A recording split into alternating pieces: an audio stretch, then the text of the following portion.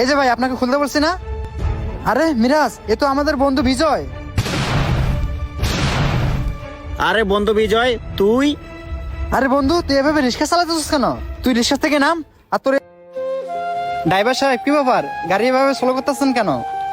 Sir, গাড়ির মনে হয় প্রবলেম হয়েছে। ও আচ্ছা, ঠিক আছে। মিরাজ, তাহলে গাড়ি থেকে নেমে পড়ো। আচ্ছা মিরাজ, গাড়িটা তো রাস্তার মাঝে হঠাৎ করে প্রবলেম দেখা দিল, তো অফিসে তো ইমার্জেন্সি কাজে যেতে হবে, এখন কি করা যায় বলতো? আরে জীবন, কি আর করার আছে, গাড়ি যেহেতু নষ্ট হয়ে গেছে আমাদের তো অফিসে যেতেই হবে। জীবন, ওই যে একটা রিক্সা দেখা যাইতেছে, চল আমরা ওই রিক্সায় চলে যাই। হ্যাঁ, তুমি ঠিকই বলছো, আমাদের তো অফিসে যেতে হবে, চলো আমরা রিক্সা দিয়ে যাই। হ্যাঁ চল।